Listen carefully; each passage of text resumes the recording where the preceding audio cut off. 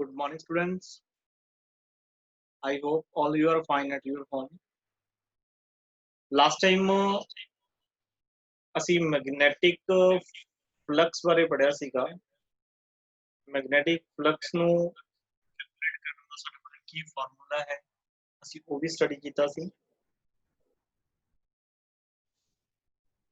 ਜਿਹੜਾ ਫਾਰਮੂਲਾ ਸੀਗਾ ਫਲਕਸ ਨੂੰ ਆਪਾਂ ਦਾ ਜਿਹੜਾ ਸਿੰਬਲ ਸੀਗਾ ਦੈਟ ਇਜ਼ ਫਾਈ, ਫਾਰਮੂਲਾ ਸੀ ਦਾ b vector dot a vector.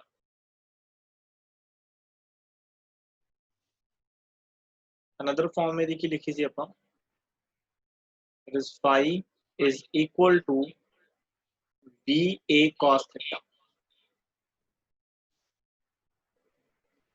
तो मैं दसा theta is a angle between magnetic field and area vector।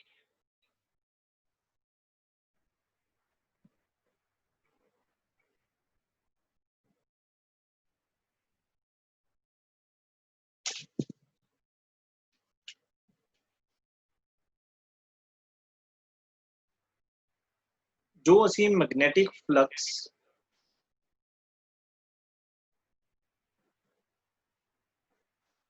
कल स्टडी किया सीगा, ਉਹਦੇ ਬਾਰੇ ਤੁਹਾਨੂੰ ਇੱਕ ਵੀਡੀਓ ਦਿਖਾਉਂਗਾ, ਠੀਕ ਹੈ, ਜਿਸ ਨਾਲ ਤੁਹਾਨੂੰ ਹੋਰ ਜ਼ਿਆਦਾ ਅੱਛੇ ਤਰੀਕੇ ਨਾਲ ਤੁਸੀਂ ਨੂੰ ਸਮਝ ਸਕਦੇ ਹੋ।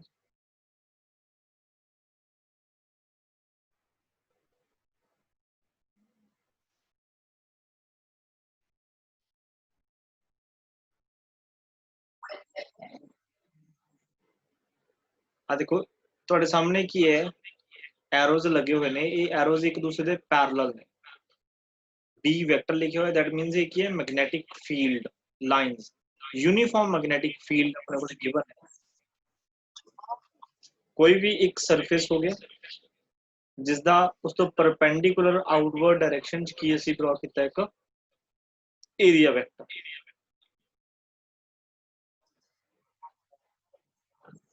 आपने कोई फार्मूला आ गया, phi is equal to ba cos theta।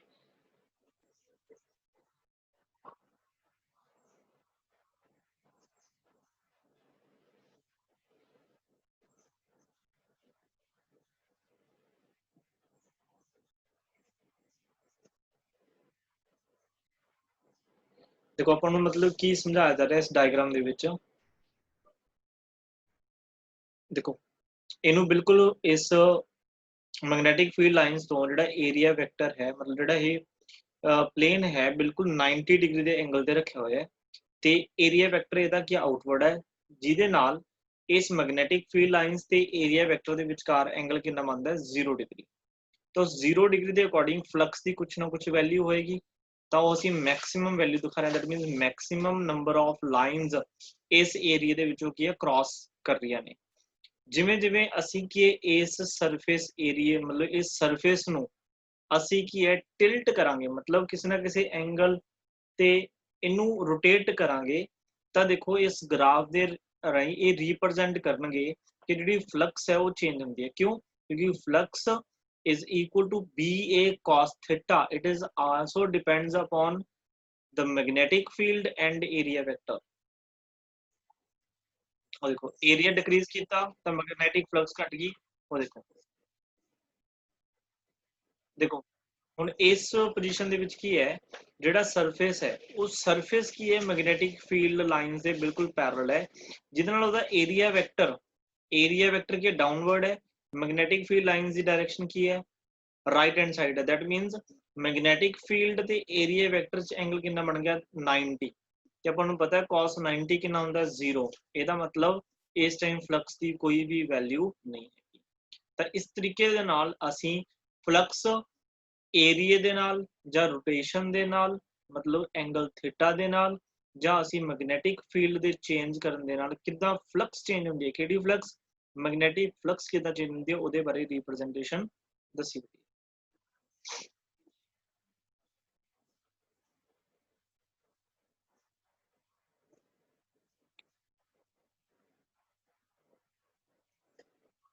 देखो हुण की है जिहड़ा इहदा एरिया वैक्टर है तो ऑपोजिट होगा, दैट मीनस एंगल कितना बनूगा 180 डिग्री। ਤਾਂ ਦੇਖੋ ਇੱਥੇ ਫਲਕਸ ਕੀ ਹੈ, ਇਹ ਨੈਗੇਟਿਵ ਸ਼ੋ ਕੀਤੀ ਹੋ, ਉੱਪਰ ਵਾਲੀ ਕਿਹੜੀ ਸੀ ਪੋਜ਼ਿਟਿਵ, ਨੀਚੇ ਵਾਲੀ ਕੀ ਹੈ ਨੈਗੇਟਿਵ।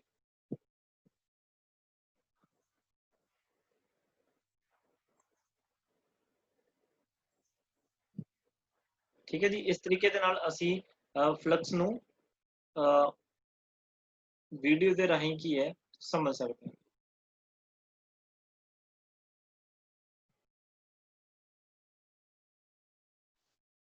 ठीक है जी, तो आई होप कि मैग्नेटिक फ्लक्स का ਤੁਹਾਨੂੰ ਜਿਹੜਾ ਟੌਪਿਕ ਹੈ ਉਹ ਕਲੀਅਰ ਹੋ ਗਿਆ।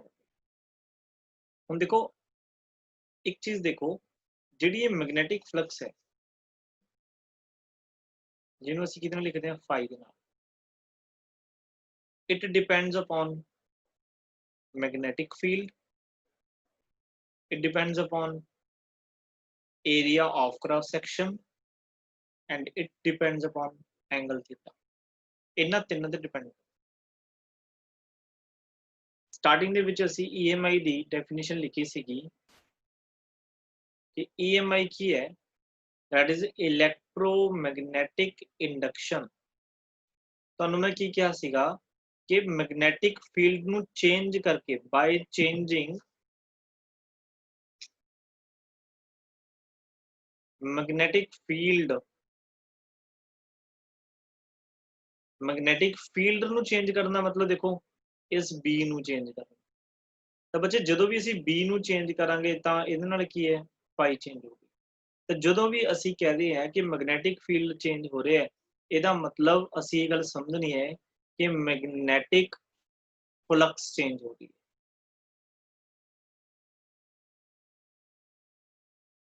ਉਹ ਤਾਂ ਏਰੀਆ ਨਾਲ ਵੀ ਸਕਦੀ ਹੈ, ਥੀਟਾ ਨਾਲ ਵੀ ਸਕਦੀ ਹੈ, ਪਰ ਮੈਂ ਸਿਰਫ ਮੈਗਨੈਟਿਕ ਫੀਲਡ ਕਰਕੇ ਦੱਸ ਰਿਹਾ ਕਿ ਬਾਈ ਚੇਂਜਿੰਗ ਮੈਗਨੈਟਿਕ ਫੀਲਡ ਦਾ ਮਤਲਬ ਕੀ ਹੈ ਕਿ ਮੈਗਨੈਟਿਕ ਫਲਕਸ ਦਾ ਚੇਂਜ ਹੋਣਾ। ਤੇ ਜਦੋਂ ਇਹ ਬੱਚੇ ਮੈਗਨੈਟਿਕ, ਇਹੀ ਸਭ ਤੋਂ ਇੰਪੋਰਟੈਂਟ ਹੈ, ਜਦੋਂ ਹੀ ਮੈਗਨੈਟਿਕ ਫਲਕਸ ਚੇਂਜ ਹੁੰਦੀ ਹੈ ਉਸ ਟਾਈਮ ਤੇ ਕਰੰਟ ਇੰਡਿਊਸ ਹੁੰਦਾ ਹੈ। ਜਦੋਂ ਕਿ ਚੇਂਜ ਹੁੰਦੀ ਹੈ ਮੈਗਨੈਟਿਕ ਫਲਕਸ, ਇਹ ਲਾਈਨ ਬਾਰ-ਬਾਰ ਆਏਗੀ ਕਿ ਮੈਗਨੈਟਿਕ ਫਲਕਸ ਦਾ ਚੇਂਜ ਹੋਣਾ। ਜਦੋਂ ਹੀ ਮੈਗਨੈਟਿਕ ਫਲਕਸ ਚੇਂਜ ਹੋਏਗੀ ਤਾਂ ਕੀ ਬਣੇਗਾ, ਕਰੰਟ ਬਣੇਗਾ। ਹੁਣ ਇਹ ਕਨਸੈਪਟ ਸਾਨੂੰ ਕਿਸ ਨੇ ਦੱਸਿਆ, ਇਹ ਕਨਸੈਪਟ ਸਾਨੂੰ ਦੱਸਿਆ ਸੀ ਫੈਰਾਡੇ।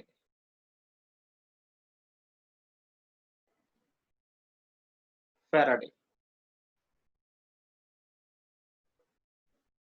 ਮਾਈਕਲਸਨ ਫੈਰਾਡੇ, the most important experiment ਹੈ। ਇਹਨਾਂ ਨੇ ਸਾਨੂੰ ਦੱਸਿਆ ਕਿ whenever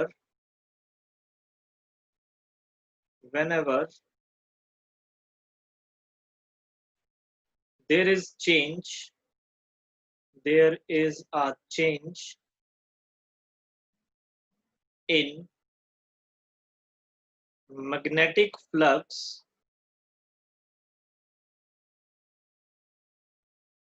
linked with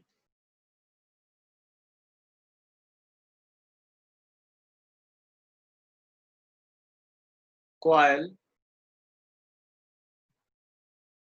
whenever there is a change in magnetic flux linked with a coil and EMF or current is induced।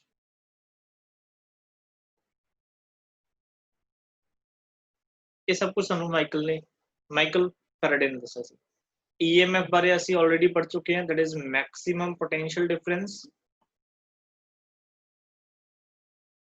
maximum potential difference। ਤੇ EMF ਕਦੋਂ ਹੋਲਡ ਕਰਦੀ ਹੈ, ਜਦੋਂ ਸਰਕਟ ਹੈ ਜੋ ਓਪਨ ਹੁੰਦਾ ਹੈ। ਮਤਲਬ ਜੇ ਸਾਡੇ ਕੋਲ ਕੋਈ ਇਦਾਂ ਦੀ ਰਿੰਗ ਹੈ ਲਾਈਕ ਦਿਸ, ਇਦਾਂ ਦੀ ਕੋਈ ਰਿੰਗ ਹੈ ਜਿਹੜੀ ਆਪਸ ਦੇ ਵਿੱਚ ਕੀ ਹੈ ਕਨੈਕਟਡ ਨਹੀਂ ਹੈਗੀ, ਮਤਲਬ ਇਹ ਓਪਨ ਹੈ, ਤਾਂ ਅਸੀਂ ਇਹਦੇ ਨੀਅਰ ਅਬਾਊਟ, ਇਹਦੇ ਨੀਅਰ ਇਹ ਮੈਂ ਸ਼ੋ ਕਰ ਰਿਹਾ ਮੈਗਨੈਟਿਕ ਫੀਲਡ। ਇਸ ਮੈਗਨੈਟਿਕ ਫੀਲਡ ਦੀ ਜੇ ਅਸੀਂ ਮੈਗਨੈਟਿਕ ਫਲਕਸ ਚੇਂਜ ਕਰ ਦਈਏ, that means number of lines ਅਸੀਂ ਚੇਂਜ ਕਰ ਦਈਏ passing through a unit area, magnetic flux ਨੂੰ ਅਗਰ ਚੇਂਜ ਕਰ ਦਈਏ ਤਾਂ ਫੈਰਾਡੇ ਦੇ ਅਕੋਰਡਿੰਗ इस रिंग दे विच ये ओपन है ना, तो ये विच की इंड्यूस हो जाएगी EM। दैट मीनस ये कोले पोटेंशियल आ जाएगा, मैक्सिमम पोटेंशियल आ जाएगा। कादा पोटेंशियल? करंट नू पैदा करन। ਜਦੋਂ ਹੀ ਅਸੀਂ ਇਸ ਨੂੰ ਕੀ ਹੈ ਕਨੈਕਟ ਕਰ ਦਾਂਗੇ ਆਪਸ ਦੇ ਵਿੱਚ, ਤੇ ਸਰਕਟ ਚੋਂ ਕੀ ਹੈ ਕਰੰਟ ਫਲੋ ਕਰਨਾ ਸਟਾਰਟ ਕਰ ਦੇਗਾ। ਜੇ ਸਾਡੇ ਕੋਲ ਇਸ ਤਰ੍ਹਾਂ ਦੀ ਕੋਈ ਕਲੋਜ਼ਡ ਰਿੰਗ ਹੈ ਜਾਂ ਕੋਈ ਵੀ ਕਲੋਜ਼ਡ ਸਰਕਟ ਹੈ, ਠੀਕ ਹੈ, ਮਤਲਬ ਕੋਈ ਕੰਡਕਟਰ ਹੈ, ਇਹਦੇ ਨੀਅਰ ਅਬਾਊਟ ਕੋਈ ਮੈਗਨੈਟਿਕ ਫੀਲਡ ਹੈ, अगर असी इस मैग्नेटिक फील्ड की जो मैग्नेटिक फ्लक्स है उस मैग्नेटिक फ्लक्स नू अगर असी चेंज कर दिए तो फैराडे की कहता है कि इस रिंग दे विच करंट पैदा हो जाए।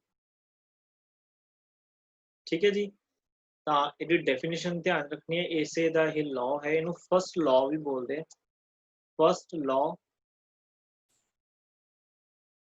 फैराडेज फर्स्ट लॉ इनू बोला जाता है। ठीक है जी, की कहता है कि whenever there is a change, a word काफी इंपॉर्टेंट है, change in magnetic flux linked with a coil, an EMF or a current is induced। ठीक है, ये तो होगी डेफिनेशन, फिर इनू समझते हैं आप भी इदा हुंदा क्यों। ठीक है जी, नेक्स्ट जब चलिए जेड़ा दा सेकंड लॉ है, Faraday's second law, second law ने मैथमेटिकल एक्सप्रेशन सानू डिराइव करके दसिया, जिहदे नाल असीं की है किन्नी EMF या करंट इंड्यूस होएगा वो फाइंड कर सकते। तो फैराडे की कहंदा EMF नू असीं स्मॉल e नाल लिखांगे, जिहड़ी EMF है वो कहंदा डायरेक्टली प्रोपोर्शनल है d phi by dt। देखो d phi by dt का मतलब तुसीं सारे जने जानते होंगे, इहदा मतलब हुंदा है rate of change, rate of change in magnetic flux, magnetic flux। देखो phi की मैग्नेटिक फ्लक्स है ना, जो भी टर्म d आ जाती है, d दे नाल की है phi, तो d का मतलब बच्चे हुंदा है एक्चुअल डेरिवेटिव के जगह पढ़ोगे, ਇਹਦਾ मतलब ਹੁੰਦਾ चेंज होना, अपॉन किया गया dt, मतलब टाइम दे नाल स्मॉल इंटरवल ऑफ टाइम दे चेंज दे नाल, ठीक है, फ्लक्स दे विच कितना चेंज आ रहा है, that is known as rate of change in magnetic flux. की बोल जासी rate of change of magnetic flux. ठीक है जी, तो इत्थे की आपां ए एक कॉइल वास्ते for a single coil,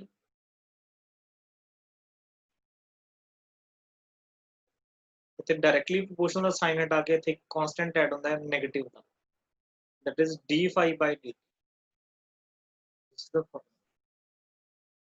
negative sign की दसदा है, ਇਹਦਾ भी अपना एक सिग्निफिकेंस है। नेगेटिव साइन की है सानू इन्फॉर्मेशन दिंदा है कि जो EMF पैदा होएगी किसी सर्किट दे विच, जिहड़ी EMF इंड्यूस्ड होएगी वो इन ऑपोजिट डायरेक्शन होएगी, ऑपोजिट डायरेक्शन। डिटेल च दा मीनिंग की है, एक लॉ पढ़ांगे उस तो बाद ਇਹਦਾ मीनिंग ਤੁਹਾਨੂੰ क्लीयर हो जाएगा। ठीक है, फिलहाल दे नेगेटिव साइन का मतलब ही नहीं समझ। जे फॉर नंबर ऑफ कॉइल्स होन, for a number of coils, मतलब जिवें आपां एक कॉइल बनाई है ना, इस कॉइल दे उपर की बहुत सारिया होर कॉइल्स भी हो सकदियां ने। ठीक है, जां जिवें आपां एक सोलेनॉइड पढ़िया सीगा लाइक दिस, ठीक है, नंबर ऑफ कॉइल्स मतलब n नंबर ऑफ कॉइल्स ने, n की ने नंबर ऑफ कॉइल्स, तो EMF का फॉर्मूला की हो जाता है -n नाल मल्टीप्लाई कर दो, that is d phi by t। n की ने नंबर ऑफ कॉइल्स या नंबर ऑफ टर्न्स भी तुसीं इहनूं बोल सकते हो। This is the formula to calculate EMF induced in a circuit. कि यह इंड्यूस्ड ईएमएफ ध्यान रखना है, जिहड़ी ईएमएफ पैदा होई, ठीक है जी। ਤਾਂ ਇਹਦੇ ਇਹ ਦੋ ਲॉज ਨੇ। ਹੁਣ ਥੋੜਾ ਜਿਹਾ ਇਹਨੂੰ ਆਪਾਂ डिटेल ਦੇ ਵਿੱਚ ਪੜ੍ਹਦੇ ਹਾਂ ਕਿ ਫੈਰਾਡੇ ਨੇ ਜੋ ਕਿਹਾ ਆਪਾਂ ਨੂੰ ਕਿ ਮੈਗਨੈਟਿਕ ਫਲਕਸ ਦੇ ਚੇਂਜ ਹੋਣ ਦੇ ਨਾਲ ਈਐਮਐਫ ਜਾਂ ਕਰੰਟ ਪੈਦਾ ਹੁੰਦਾ ਹੈ। ਉਹ ਕਰੰਟ ਕਿਉਂ ਪੈਦਾ ਹੁੰਦਾ, ਤਾਂ ਕਾਰਨ ਵੀ ਤਾਂ ਚਾਹੀਦਾ ਨਾ। ਚਲੋ ਦੇਖ ਲਿਆ, ਐਕਸਪੈਰੀਮੈਂਟ ਕੀਤਾ, ਉਹਨੂੰ ਪਤਾ ਲੱਗ ਗਿਆ ਵੀ ਕਰੰਟ ਪੈਦਾ ਹੋ ਰਿਹਾ, ਈਐਮਐਫ ਪੈਦਾ ਹੋ ਰਹੀ ਹੈ, ਬਟ ਕਿਉਂ ਪੈਦਾ ਹੋ ਰਹੀ ਹੈ, ਤਾਂ ਫਿਰ ਉਹਨੂੰ ਉਹਨੇ ਐਕਸਪਲੇਨ ਕੀਤਾ।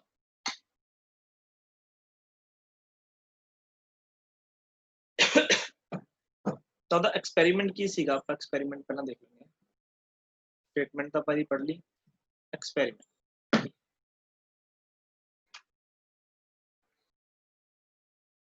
ਤਾਂ ਇਹਦੇ ਲਈ ਆਪਾਂ ਇੱਕ ਵੀਡੀਓ ਦੇਖਦੇ ਹਾਂ। ਪਹਿਲਾਂ ਵੀਡੀਓ ਦਿਖਾਉਂਦੇ ਹਾਂ।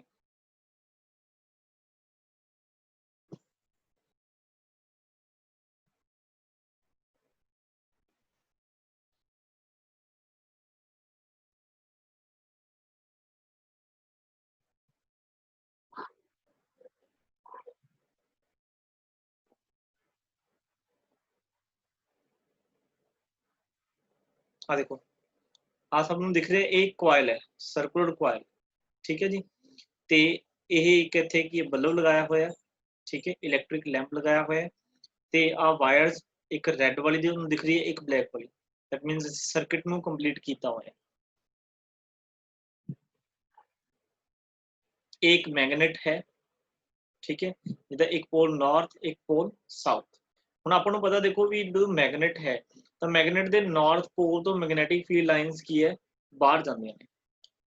मैं नाल नाल की है तुहानूं समझा भी दिंदा। जिवें इत्थे एक साडे कोल मैग्नेट है, आ नॉर्थ ए साउथ। तो अपन पता नॉर्थ तो magnetic field lines, number of magnetic field lines की है एमिट हो रही होंगी। डायरेक्शन मतलब की outward. The number of magnetic field lines किसी एरिया नूं क्रॉस करते हैं पर यूनिट एरिया तक असीं की बोलते हैं, मैग्नेटिक फ्लक्स। तैनूं बच्चे असीं मैग्नेटिक फ्लक्स बोलिया करांगे, बार बार इनू number of magnetic field lines बोलण नालों असीं की बोलांगे, मैग्नेटिक फ्लक्स, ठीक है। इत्थे साडे कोल एक रिंग है,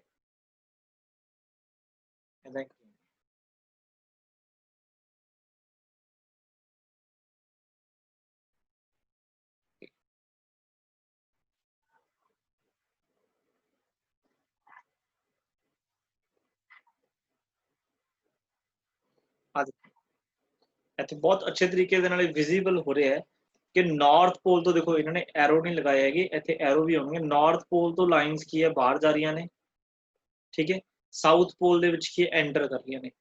देखो ये कितनियां नंबर ऑफ लाइनस इस एरिया ऑफ क्रॉस सेक्शन चो पास कर रही हैं। देखो सारी तो नहीं पास कर रही है ना, कुछ तो इधर ही वापस जा रही ने, कुछ number of magnetic field lines ने जिहड़ियां जो पास कर रही ने। दैट मीनस इस रिंग दी कुछ ना कुछ मैग्नेटिक फ्लक्स होएगी। दैट मीनस कितनियां नंबर ऑफ लाइनस इस एरिया ऑफ क्रॉस सेक्शन नु पास कर रही ने। ओके,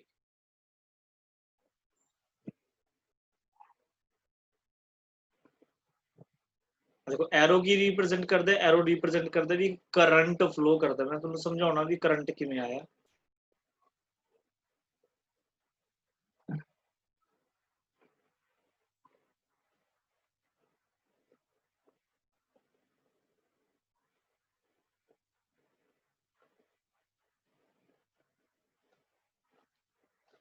देखो तुसीं देख रहे होंगे कि लाइट की चल रही है। देखो जिवें मैग्नेट नेड़े आई तो लाइट जिहड़ा बल्ब है वो की है ग्लो करना स्टार्ट करता उन्हें। दूर गया तो देखो ऑफ हो गई।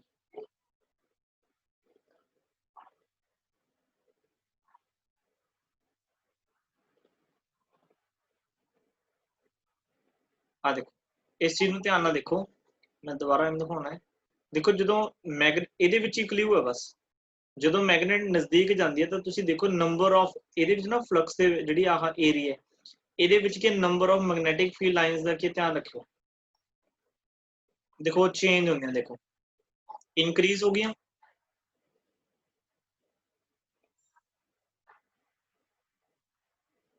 तो मैं हुण तुहानूं समझा रिहा। तो बच्चे एक्चुअल च हुंदा की है, जदों भी मैगनेट किसी भी कंडक्टर कोल, कोई कॉइल कह सकते आपां, किसी कॉइल दे कोल एक रिंग ड्रॉ कर लेने पहला एक एक रिंग है, ठीक है जी। ਤਾਂ ਇਹ ਮੈਗਨੇਟ ਨੂੰ ਜਦੋਂ ਅਸੀਂ ਕਿਸੇ ਵੀ ਰਿੰਗ ਦੇ ਨਜ਼ਦੀਕ ਲੈ ਕੇ ਜਾਂਦੇ ਹਾਂ, ਨੀਅਰ ਬਾਈ ਲੈ ਕੇ ਜਾਂਦੇ ਹਾਂ, ਤਾਂ ਦੇਖੋ ਆਪਾਂ ਦੇਖਿਆ ਜਿਹੜੀਆਂ ਲਾਈਨਸ ਨੇ, ਇਹ ਲਾਈਨਸ ਕੀ ਮੈਗਨੈਟਿਕ ਫੀਲਡ ਲਾਈਨਸ ਐਵੇਂ ਸੀ ਨਾ, ਇਹ ਡਾਇਗਰਾਮ ਪ੍ਰੋਪਰ ਨਹੀਂ ਬਣ ਸਕਦੀ, ਇਸੇ ਕਰਕੇ ਤੁਹਾਨੂੰ ਡਾਇਗਰਾਮ ਮਤਲਬ ਤੁਹਾਨੂੰ ਵੀਡੀਓ ਮੈਂ ਦਿਖਾਈ ਹੈ, ਉਹਦੇ ਵਿੱਚ ਤੁਹਾਨੂੰ ਕਲੀਅਰ ਹੋ ਗਿਆ ਹੋਣਾ। ਤਾਂ ਦੇਖੋ ਜਦੋਂ ਇਹ ਮੈਗਨੇਟ ਇਸ ਰਿੰਗ ਦੇ ਨਜ਼ਦੀਕ ਜਾਏਗੀ, ਤਾਂ ਜਿਹੜੀ ਮੈਗਨੈਟਿਕ ਫਲਕਸ ਹੈ, मैग्नेटिक फ्लक्स तो आप देखिए बच्चे वो की हो जाती है, इनक्रीज हो जाती है। सपोज करो आप एग्जांपल ले लेने का कि सपोज करो भी एक मैगनेट 100 लाइंस एमिट करती है, एग्जांपल ले रहे हैं वैसे तो समझाने वास्ते 100 लाइंस एमिट करती है, ते ये मैगनेट इस रिंग तो दूर रखी हुई है। सपोज करो इस रिंग ਨੂੰ 20 ਲਾਈਨਸ ਟੱਚ ਕਰ ਰਹੀਆਂ ਨੇ, ਮਤਲਬ 20 ਮੈਗਨੈਟਿਕ ਫੀਲਡ ਲਾਈਨਸ ਇਹਦੇ ਵਿੱਚੋਂ ਕ੍ਰਾਸ ਕਰ ਰਹੀਆਂ। ਤਾਂ ਹੁਣ ਸੋਚ ਕੇ ਦੇਖੋ, ਇਮੇਜਿਨੇਸ਼ਨ ਬਣਾਓ ਕਿ ਜਦੋਂ ਇਸ ਰਿੰਗ ਨੂੰ ਤੁਸੀਂ ਇਸ ਮੈਗਨੇਟ ਨੂੰ ਇਸ ਰਿੰਗ ਦੇ ਨਜ਼ਦੀਕ ਲੈ ਕੇ ਜਾਓ, ਚਾਹੇ ਇਸ ਰਿੰਗ ਨੂੰ ਇਸ ਮੈਗਨੇਟ ਦੇ ਨਜ਼ਦੀਕ ਲੈ ਕੇ ਜਾਓਗੇ, ਤਾਂ ਜਿਹੜੀਆਂ number of magnetic field lines 20 touch ਕਰਦੀਆਂ ਸੀ, ਤਾਂ ਡੈਫੀਨਿਟਲੀ ਬੱਚੇ ਨੂੰ ਪਤਾ ਲੱਗਦਾ ਨਾ ਮੈਗਨੈਟਿਕ ਫਲਕਸ ਹੈ ਜਿਹੜੀ, ਮਤਲਬ ਨੰਬਰ ਆਫ ਮੈਗਨੈਟਿਕ ਲਾਈਨਸ 20 ਤੋਂ ਹੋ ਸਕਦਾ ਫਿਰ 30 ਉਹਨੂੰ ਇਨਕਰੀਜ਼ ਟੱਚ ਕਰਨ, 30 ਤੋਂ ਹੋ ਸਕਦਾ 40 ਟੱਚ ਕਰਨ, 50 ਟੱਚ ਕਰਨ, 60 ਟੱਚ ਕਰਨ। ਤਾਂ ਕਹਿਣ ਦਾ ਮਤਲਬ ਕੀ ਹੈ ਕਿ ਜਿਹੜੀ ਮੈਗਨੈਟਿਕ ਫਲਕਸ ਉਹ ਇਨਕਰੀਜ਼ ਹੋ ਜਾਏਗੀ। ਹੁਣ ਦੇਖੋ ਇਨਰਸ਼ੀਆ ਬਾਰੇ ਤੁਸੀਂ ਪੜਿਆ ਹੋਇਆ 9th ਕਲਾਸ ਦੇ ਵਿੱਚ, ਇੱਥੇ ਵੀ ਇਨਰਸ਼ੀਆ ਹੀ ਲੱਗਦਾ। ਇਨਰਸ਼ੀਆ ਦਾ ਮਤਲਬ ਹੁੰਦਾ ਸੀ ਵੀ ਕੋਈ ਵੀ ਮਟੀਰੀਅਲ, ਕੋਈ ਵੀ ਬਾਡੀ ਆਪਣੇ ਆਪ ਦੇ ਵਿੱਚ ਹੋਣ ਵਾਲੇ ਚੇਂਜ ਨੂੰ ਅਪੋਜ਼ ਕਰਦਾ। ਤਾਂ ਫੈਰਾਡੇ ਵੀ ਇਹੀ ਕਹਿੰਦਾ ਸੀਗਾ ਕਿ ਜਦੋਂ ਅਸੀਂ ਇੱਕ ਮੈਗਨੇਟ ਨੂੰ ਇਹਦੇ ਨੀਅਰ ਲੈ ਕੇ ਜਾਂਦੇ ਹਾਂ ਕਿਸੇ ਰਿੰਗ ਦੇ, ਤਾਂ ਮੈਗਨੈਟਿਕ ਫਲਕਸ ਇਨਕਰੀਜ਼ ਹੁੰਦੀ ਹੈ। ਬਟ ਇਹ ਰਿੰਗ ਨਹੀਂ ਚਾਹੁੰਦੀ, ਰਿੰਗ ਕੀ ਚਾਹੁੰਦੀ ਹੈ, ਰਿੰਗ ਨਹੀਂ ਚਾਹੁੰਦੀ ਕਿ ਮੈਗਨੈਟਿਕ ਫਲਕਸ ਇਨਕਰੀਜ਼ ਹੋਵੇ। ਇਸੇ ਕਰਕੇ ਜਿਹੜੀ ਇਹ ਰਿੰਗ ਹੈ, ਮਤਲਬ ਸਰਕੂਲਰ ਕੰਡਕਟਰ ਹੈ, ਇਹ ਅਪੋਜ਼ ਕਰਦੀ ਹੈ। ਕਿਹਨੂੰ ਅਪੋਜ਼ ਕਰਦੀ ਹੈ? ਚੇਂਜ ਨੂੰ ਅਪੋਜ਼ ਕਰਦੀ ਹੈ, ਚੇਂਜ ਇਨ ਮੈਗਨੈਟਿਕ ਫਲਕਸ।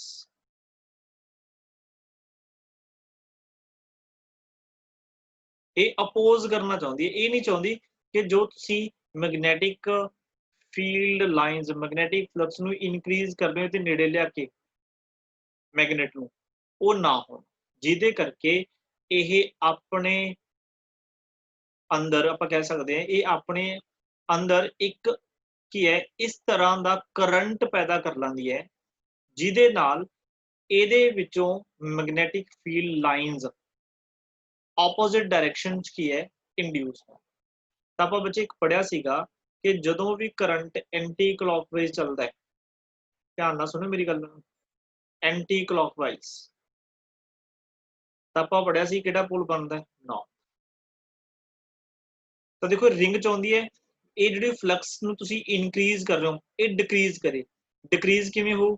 ਜੇ ਇਹ ਜਿਹੜੀ ਕੀ ਹੈ ਰਿੰਗ ਹੈ, ਇਸ ਡਾਇਰੈਕਸ਼ਨ ਵੱਲ ਆਪਣਾ ਇੱਕ ਮੈਗਨੈਟਿਕ ਫੀਲਡ ਬਣਾ ਦੇ, ਜਿਹੜਾ ਇਧਰੋਂ number of magnetic field line ਜਿਹੜੀਆਂ ਆ ਰਹੀਆਂ ਨੇ, ਉਹਨਾਂ ਨੂੰ ਕੀ ਕਰ ਦੂਗਾ, ਅਪੋਜ਼ ਕਰ ਦੂਗਾ। ਤੇ ਦੇਖੋ ਮੈਗਨੈਟਿਕ ਫੀਲਡ ਲਾਈਨਸ ਬਾਹਰ ਨਿਕਲਣੀਆਂ ਚਾਹੀਦੀਆਂ ਨੇ, ਇਹਦਾ ਮਤਲਬ ਬੱਚੇ ਇੱਥੇ ਕਿਹੜਾ ਪੋਲ ਬਣੂਗਾ ਫਿਰ, ਨਾਰਥ।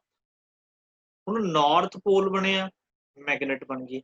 ਤਾਂ ਮੈਗਨੇਟ ਤਾਂ ਸਿਰਫ ਔਰ ਸਿਰਫ ਉਦੋਂ ਬਣ ਸਕਦੀ ਹੈ ਨਾ ਜਦੋਂ ਇਹਦੇ ਵਿੱਚ ਕਰੰਟ ਪੈਦਾ ਹੋ ਰਿਹਾ ਹੋਊਗਾ।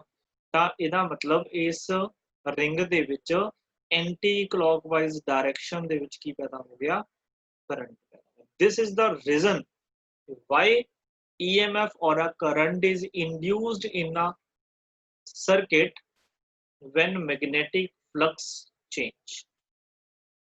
मैं सारी कहानी एक बार दोबारा रिपीट कर दांगा।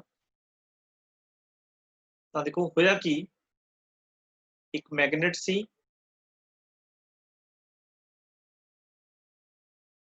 ਇਹ ਮੈਗਨੇਟ ਦਾ ਨਾਰਥ ਪੋਲ, ਇਹ ਮੈਗਨੇਟ ਦਾ ਸਾਊਥ ਪੋਲ, ਤੇ ਇਸ ਮੈਗਨੇਟ ਦੇ ਵਿੱਚੋਂ number of magnetic field lines emit ਹੋ ਰਹੀਆਂ ਨੇ।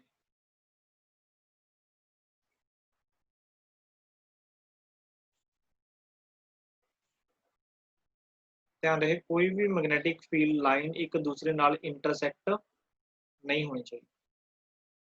ਇਸ ਤਰੀਕੇ ਦੇ ਨਾਲ ਮੈਗਨੈਟਿਕ ਫੀਲਡ ਲਾਈਨ ਨਿਕਲ, ਠੀਕ ਹੈ ਜੀ। ਇਧਰੋਂ ਐਵੇਂ ਹੋਣੀ, ठीक है। ये स्टेप नंबर 1 है। इस जगह ते भी एक रिंग,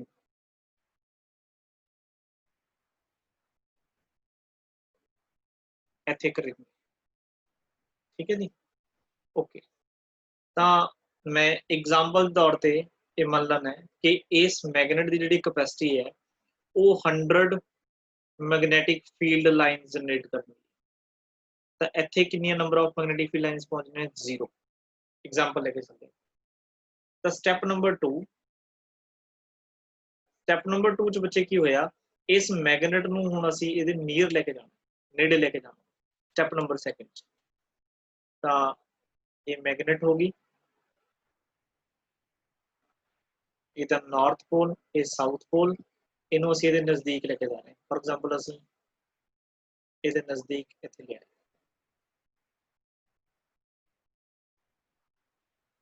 नॉर्थ साउथ, ते ये बच्चे होगी इत्थे एक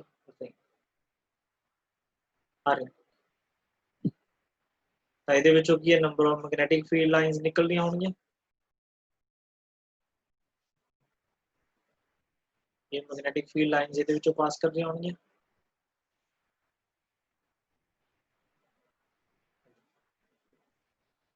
तो देखो पहला 100 इथों की ये लाइन्स इमिट हो रही सी, पहुंच की नहीं रही सी 0।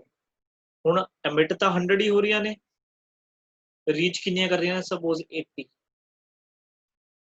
ਇਹਦਾ मतलब की हो गया, इस रिंग दी मैगनेटिक फ्लक्स चेंज हो गई, magnetic flux of ring change. But ring की चाहती है, ये रिंग चाहती है कि इनू जिहड़ियां मैगनेटिक फील्ड लाइन्स आके कट कर रही ने, वो ना कर, जिहदे करके अपोज करती है। मतलब अपने अंदर एक अजिहा फील्ड जनरेट करना चाहती है जो इस मैगनेटिक फील्ड को की करती है। देखो ये मैगनेटिक फील्ड इस डायरेक्शन च है, तो ऑब्वियसली आप कह सकते हैं भी जी ये रिंग है इस तो ऑपोजिट डायरेक्शन दे विच की है मैगनेटिक फील्ड बनाएगी, मतलब आउटवर्ड। ते आउटवर्ड कदों होगा, जो इस साइड की बनूगा एक नॉर्थ पोल, ते नॉर्थ पोल कदों बनूगा जो रिंग दे विच की हो रहा होगा, करंट फ्लो कर रहा होगा एंटी क्लॉक। हुण देखो इहदे नाल असीं कोई बैटरी तो लाई नहीं, कोई एक्सटर्नल डिवाइस तो असीं लगाई नहीं। इहदा मतलब जे यह अपोज कर रहे हैं, दैट मीनस जे अपना बल्ब जिहड़ा ग्लो कर रहा है, दैट मीनस उहदा कारण की है, उहदा कारण ये है कि इस रिंग ने इस मैगनैटिक फील्ड नूं की कीता, इस मैगनैटिक फ्लक्स नूं की कीता, अपोज कीता। उस अपोज करने की प्रॉपर्टी करके जिन्हों असीं इनर्शिया बोलते हैं, उहदे करके मतलब इत्थे नॉर्थ पोल बनिया। ते नॉर्थ पोल बनने का कारण की है, इहदे विच करंट इंड्यूस हुआ, इनू बोलते हैं इंड्यूस्ड करंट, करंट का पैदा। तो एक्चुअल च हुंदा है, तुसीं घरे भी यही करके देख सकते हो, कोई वड्डी गल। ठीक है जी। हुण थर्ड स्टैप सोच के देखो, थर्ड स्टैप दे विच असीं की कीता, स्टैप नंबर 3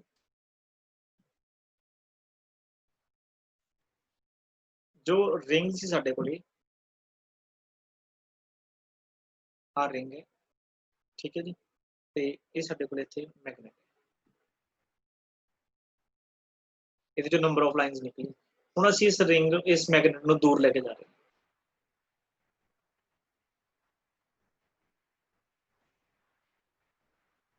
ਇਹਦਾ मतलब ਜਿਹੜੀਆਂ ਇਹਦੇ ਵਿੱਚੋਂ मैगनेटिक फील्ड लाइन्स निकल रही ਸੀਗੀਆਂ, ठीक है। मतलब पिछले केस ਦੇ ਵਿੱਚ ਆਪਾਂ ਕੀ ਕਿਹਾ ਹੈ, ਇਹਨੂੰ ਕਿੰਨੇ टच कर गई 80, सपोज ਹੁਣ किन्ने टच कर रही ने, फिर 0। ਇਹਦਾ मतलब फिर की होगी, फ्लक्स चेंज होगी। बार-बार वर्ड जिहड़ा आएगा आही मेन है, मैग्नेटिक फ्लक्स का चेंज होना। तो मैग्नेटिक फ्लक्स चेंज होगी, दैट मीनस देखो हुण ये की है, मैगनेट दूर जा रही है, मतलब जिहड़ियां लाइनस इहनूं पहलां 80 लाइन टच कर रहीआं सी, 80 ਤੋਂ किन्नियां हो रहीआं 0। ਹੁਣ ਜਦੋਂ ਅਸੀਂ ਦੂਰ ਲੈ ਕੇ ਜਾ ਰਹੇ ਹਾਂ ਤਾਂ ਇਹ ਕੀ ਚਾਹੁੰਦਾ ਹੈ, ਫਿਰ ਚਾਹੁੰਦੀ ਹੈ ਰਿੰਗ ਵੀ ਇਹਦੇ ਵਿੱਚ ਚੇਂਜ ਨਾ ਹੋਵੇ। ਦੈਟ ਮੀਨਸ ਜੇ ਹੁਣ ਇਹਨੂੰ 80 ਲਾਈਨਸ ਕ੍ਰੋਸ ਕਰ ਰਹੀਆਂ ਨੇ ਤਾਂ ਇਹਦੀ ਪ੍ਰੋਪਰਟੀ ਹੈ, ਇਹਨੂੰ ਇਹ ਲੱਗਦਾ ਵੀ 80 ਲਾਈਨਸ ਹੀ ਇਹਦੇ ਵਿੱਚੋਂ ਪਾਸ ਹੋਣੀਆਂ ਚਾਹੀਦੀਆਂ ਨੇ। ਆਪਾਂ ਦੂਰ ਲੈ ਕੇ ਜਾ ਰਹੇ ਹਾਂ, ਦੈਟ ਮੀਨਸ ਆਪਾਂ ਡਿਕਰੀਜ਼ ਕਰਨ ਦੀ ਕੋਸ਼ਿਸ਼ ਕਰ ਰਹੇ ਹਾਂ। ਫਿਰ ਇਹ ਕੀ ਕਰਦੀ ਹੈ, ਇੱਥੇ ਇੱਕ ਆਪੋਜ਼ਿਟ ਪੋਲ ਇੱਥੇ ਜਨਰੇਟ ਕਰਦੀ ਹੈ, ਜਿਹਦੇ ਨਾਲ ਕੀ ਹੈ ਇਹ ਇਸ ਮੈਗਨੇਟ ਨੂੰ ਆਪਣੇ ਵੱਲ ਅਟਰੈਕਟ ਕਰਦੀ ਹੈ ਸਾਊਥ, ਜਿਹਦੇ ਨਾਲ ਇੱਥੇ ਕੀ ਹੈ ਕਲੌਕਵਾਈਜ਼ ਕੀ ਚੱਲੇਗਾ। ਤਾਂ ਆਪਾਂ ਇਹ ਕਹਿ ਸਕਦੇ ਹਾਂ, ਜਦੋਂ ਕਿਸੇ ਰਿੰਗ ਦੇ ਨਜ਼ਦੀਕ ਅਸੀਂ ਇੱਕ ਮੈਗਨੇਟ ਨੂੰ ਲੈ ਕੇ ਆਉਣੇ ਆ ਤਾਂ ਉਹ ਰਿੰਗ ਅਪੋਜ਼ ਕਰਦੀ ਹੈ। ਅਪੋਜ਼ ਕਿਵੇਂ ਕਰੂ, ਨਾਰਥ ਪੋਲ ਬਣਾ ਕੇ। ਤੇ ਜਦੋਂ ਅਸੀਂ ਇੱਕ ਮੈਗਨੇਟ ਨੂੰ ਦੂਰ ਲੈ ਕੇ ਜਾਂਦੇ ਆ, ਫਿਰ ਇਹ ਇਹਨੂੰ ਅਟਰੈਕਟ ਕਰਨ ਦੀ ਕੋਸ਼ਿਸ਼ ਕਰਦੀ ਹੈ, ਫਿਰ ਕੀ ਬਣਾਉਂਦੀ ਹੈ ਸਾਊਥ।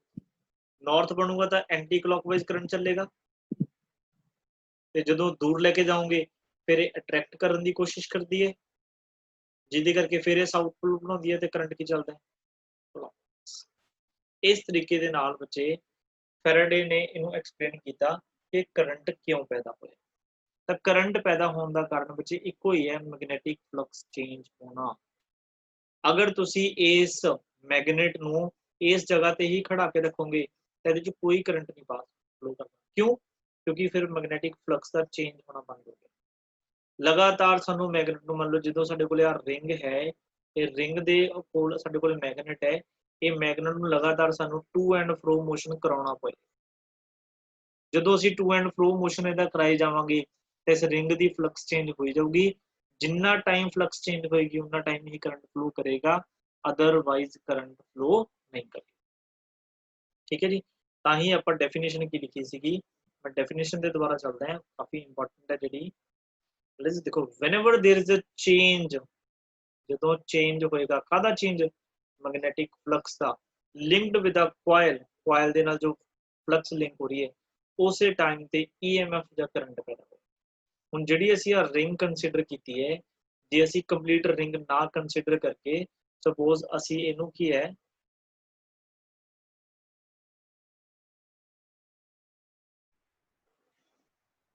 ओपन रिंग कंसीडर कर लेंगे लाइक दिस,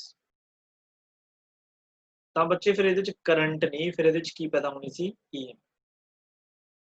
ਮਤਲਬ ਇਹਦੇ ਕੋਲ ਮੈਕਸਿਮਮ ਪੋਟੈਂਸ਼ੀਅਲ ਡਿਫਰੈਂਸ ਬਣਨਾ, ਮਤਲਬ ਉਸ ਤੋਂ ਬਾਅਦ ਇਹਦੇ ਅਲੋਂਗ ਇਹਦੇ ਟਰਮੀਨਲਸ ਤੇ ਅਗਰ ਤੁਸੀਂ ਕੋਈ ਵੀ ਡਿਵਾਈਸ ਕੀ ਕਨੈਕਟ ਕਰੋਗੇ, ਮੰਨ ਲਓ ਇਹਦੇ ਅਕ੍ਰੋਸ ਬਾਅਦ ਦੇ ਵਿੱਚ ਤੁਸੀਂ ਇੱਕ ਬੱਲਬ ਕਨੈਕਟ ਕਰਤਾ ਤਾਂ ਉਹ ਬੱਲਬ ਦੇ ਵਿੱਚ ਕਰੰਟ ਫਲੋ ਕਰੇਗਾ, ਮਤਲਬ ਬੱਲਬ ਗਲੋ ਕਰਨਾ ਸਟਾਰਟ ਕਰ ਦੇ।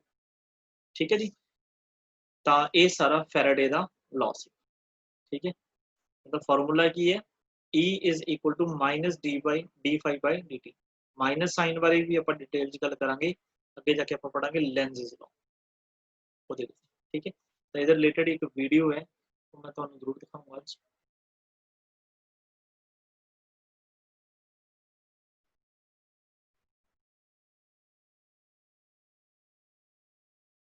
ਇਸ ਵੀਡੀਓ ਨੂੰ ਥੋੜਾ ਧਿਆਨ ਨਾਲ ਦੇਖਿਓ, ਇਹਦੇ ਡਿਟੇਲ ਦੇ ਵਿੱਚ ਧਿਆਨ ਨਾਲ ਦੇਖੋ। ਦੇਖੋ ਆਪਣੇ ਕੋਲੇ ਇੱਕ ਕੰਡਕਟਰ ਹੈ, ਆਹ ਸੋਲੇਨੋਇਡ ਪੜਿਆ ਸੀ ਨਾ, ਐਜ਼ ਇਟ ਇਜ਼ ਆਪਾਂ ਕੋਈ ਇੱਕ ਮਟੀਰੀਅਲ ਕੰਸੀਡਰ ਕੀਤਾ, ਉਸ ਮਟੀਰੀਅਲ ਤੇ ਅਸੀਂ ਕੀ ਹੈ ਵਾਇਰਿੰਗ ਕਰਤੀ, ਮਤਲਬ ਸੋਲੇਨੋਇਡ ਹੈਲੀਕਲ ਸ਼ੇਪ ਦੇ ਵਿੱਚ। ਠੀਕ ਹੈ, ਨੀਚੇ ਅਸੀਂ ਲਗਾਤਾ ਗਲਵੈਨੋਮੀਟਰ। ਗਲਵੈਨੋਮੀਟਰ ਕੀ ਹੈ, ਗਲਵੈਨੋਮੀਟਰ ਇੱਕ ਡਿਵਾਈਸ ਹੈ ਜਿਹੜੀ ਕੀ ਹੈ ਸਾਨੂੰ ਦੱਸਦੀ ਹੈ ਵੀ ਕਿਸੇ ਸਰਕਟ ਚੋਂ ਕਰੰਟ ਫਲੋ ਕਰ ਰਿਹਾ ਜਾਂ ਨਹੀਂ ਕਰ ਰਿਹਾ, ਸਮਾਲ ਅਮਾਉਂਟ ਆਫ ਕਰੰਟ। ਦੇਖੋ ਨਾਰਥ ਪੋਲ ਹੈ, ਆ ਸਾਊਥ ਪੋਲ ਹੈ, ਇਸ ਮੈਗਨੇਟ ਨੂੰ ਜਦੋਂ ਅਸੀਂ ਮੂਵ ਕਰਾਵਾਂਗੇ ਤਾਂ ਆਪਾਂ ਦੇਖਦੇ ਹਾਂ ਇਹਦੇ ਵਿੱਚ ਕੀ ਕੀ ਚੇਂਜਸ ਹੁੰਦੇ।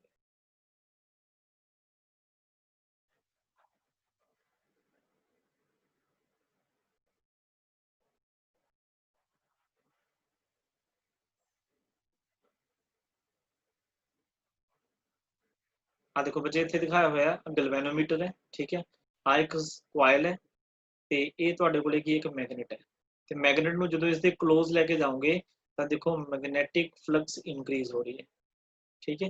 ਤਾਂ ਮੈਗਨੈਟਿਕ ਫਲਕਸ ਜਦੋਂ ਇਨਕਰੀਜ਼ ਹੋਏਗੀ ਤਾਂ ਜਿਹੜੀ ਇਹ ਰਿੰਗ ਹੈ ਇਹਨੂੰ ਅਪੋਜ਼ ਕਰੇਗੀ, ਤਾਂ ਅਪੋਜ਼ ਕਰਨ ਵਾਲੇ ਇੱਥੇ ਕੀ ਬਣਾਉਗੀ, ਇੱਕ ਨਾਰਥ ਪੋਲ। ਤੇ ਨਾਰਥ ਪੋਲ ਦੇ ਲਈ ਤੁਹਾਡੇ ਸਾਹਮਣੇ ਦੇਖੋ ਇੱਥੇ ਕੀ ਕਰੰਟ ਚੱਲ ਰਿਹਾ, ਐਂਟੀ ਕਲੌਕਵਾਈਜ਼, ਠੀਕ ਹੈ ਜੀ। ਸਿਮਿਲਰਲੀ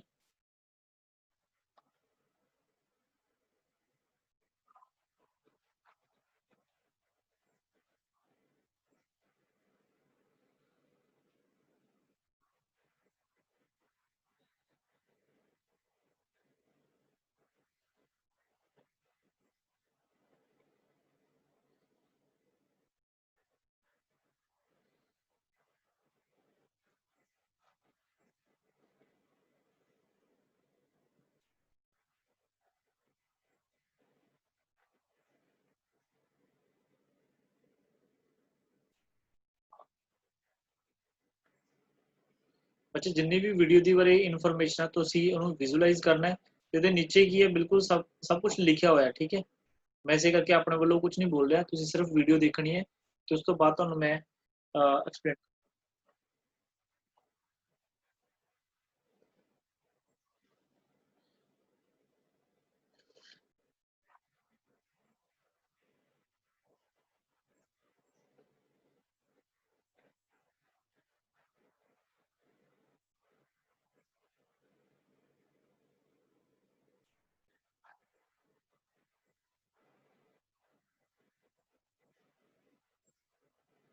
देखो बच्चे इतने एक इंपॉर्टेंट गल इन्होंने कही है, जो देखो जो मैगनेट नज़दीक आ रही सी है ना, तो नज़दीक आ रही सी इतने किहड़ा पोल बन रहा सी नॉर्थ, ते अपोजिट साइड की बनेगा साउथ। तो डायरेक्शन ऑफ करंट मैं तुहानूं दिखाउणा है, आ देखो इत्थे नॉर्थ इत्थे साउथ, तो डायरेक्शन देखो करंट दी इदां चलदी है, ठीक है। उस जो मैगनेट नूं दूर लैके जाणगे फिर देखो डायरेक्शन चेंज हो जाएगी, आ देखो दूर लैके जा रहे मैं तुहानूं की दस्सिया सी बनूगा साउथ पोल, क्योंकि अट्रैक्ट करना इहने, ये चाहुंदा भी जानी कि मैगनैटिक फ्लक्स इनक्रीज होवे ते करंट दी डायरेक्शन की होगी ऑपोजिट। ਤਾਂ ਇਹਦੇ ਵਿੱਚ ਜਿਹੜੀ ਕਰੰਟ ਦੀ ਡਾਇਰੈਕਸ਼ਨ ਹੈ ਮੈਗਨੈਟਿਕ ਫਲਕਸ ਦੇ ਨਾਲੋਂ ਚੇਂਜ ਹੁੰਦੀ ਰਹਿੰਦੀ ਹੈ, ਇੱਕ ਵਾਰੀ ਐਂਟੀ ਕਲੌਕਵਾਈਜ਼ ਇੱਕ ਵਾਰੀ ਕਲੌਕਵਾਈਜ਼।